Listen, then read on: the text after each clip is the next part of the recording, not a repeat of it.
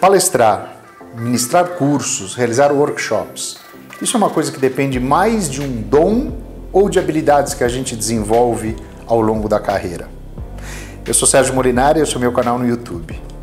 E eu resolvi falar sobre esse tema com vocês, em parte pelos feedbacks positivos, por um retorno positivo que a gente tem ao longo da carreira desenvolvendo esse tipo de atividades, mas, acima de tudo, porque eu percebo uma dificuldade, um certo desafio em muitas pessoas que elas manifestam nesses encontros em relação a se apresentar em público. Então eu resolvi reunir aqui um conjunto aí de 10 aspectos que eu pessoalmente, é a minha metodologia, não significa que é alguma coisa estudada, alguma coisa tão formal, mas a minha metodologia em 10 passos para desenvolver essas atividades em público de uma forma cada vez melhor.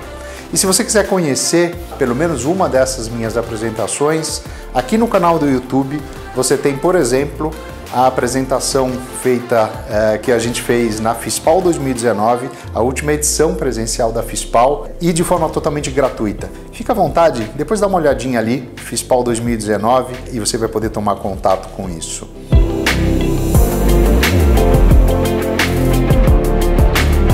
Mas antes de falar sobre os 10 passos, eu queria contar um pouquinho sobre a origem dessa atividade e desse encantamento que eu tenho pelas apresentações em público, particularmente das palestras, que me dão uma enorme satisfação.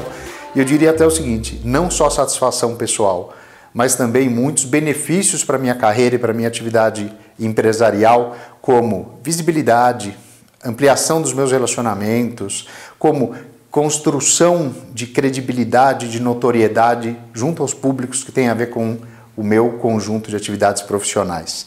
Mas vamos falar então da origem. Eu acho que tem dois momentos, duas etapas na minha vida que são particularmente marcantes.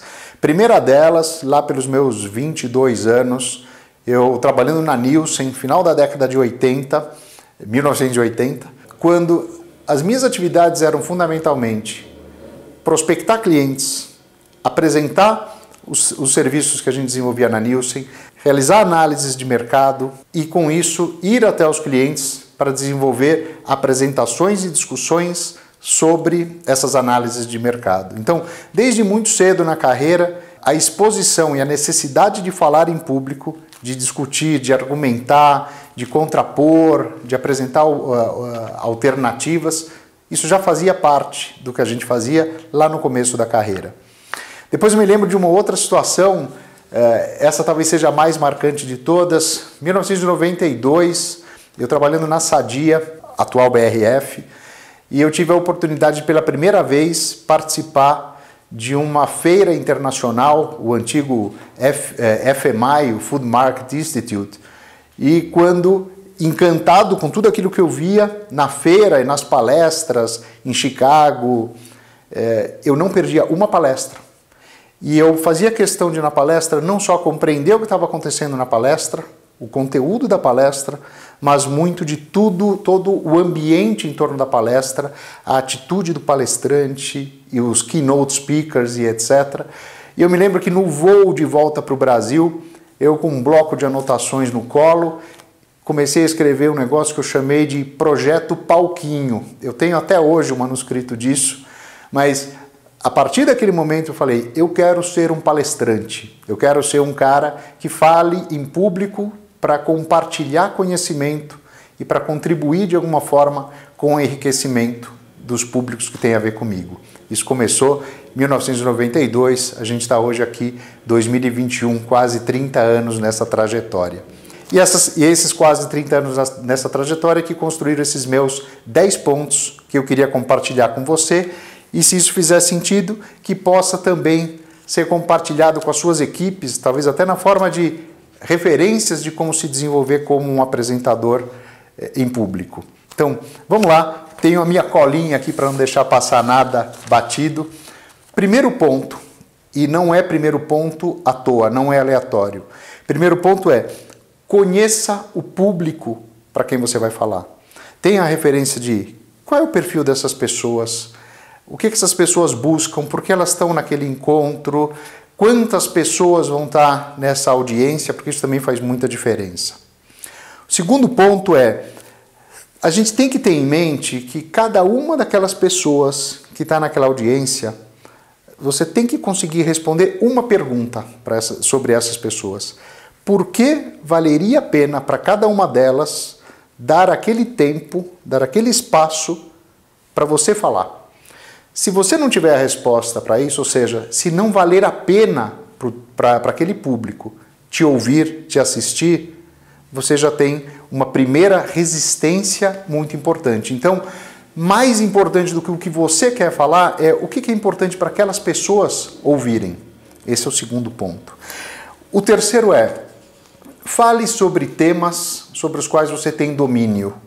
Então, aquele tema que você estuda, aquele tema que faz parte da tua trajetória, aquele tema em que você se especializou, se aprofundou e etc. Quarto ponto, estude sempre, pesquise sempre, esteja sempre atualizado e, importante, que aquilo que você fale seja a vanguarda daquele assunto para o teu público, para que você não seja alguém que fale sempre mais do mesmo, seja do ponto de vista do que você conhece, e especialmente seja do ponto de vista daquilo que o teu público já tenha ouvido falar. Depois, construa a sua lógica, a sequência do que você vai apresentar, o que está encadeado com o que. De uma forma que você tenha, lembra do termo de domínio, mas também de forma que você tenha domínio não só sobre o conteúdo, mas sobre a sequência que vai ser dada. Porque quem está te assistindo não sabe exatamente qual é o teu próximo slide, ou qual é a tua próxima fala, ou o que faz sentido com o que. E isso te faz cativar e estabelecer um rapport muito mais importante com esse público que está te assistindo. Depois, eu sugiro o seguinte, tente não improvisar. Mas, se você tiver que improvisar, deixe o improviso dentro de um frame, dentro de um intervalo onde você tem domínio do assunto. Quando a gente começa a improvisar, saindo da área em que a gente domina o conteúdo, que a gente domina a lógica, a gente corre um risco de se enrolar, a gente corre um risco de se perder e depois, às vezes, até a própria tensão que isso traz pode acabar te desviando de reconduzir a tua palestra, a tua apresentação ou o teu curso.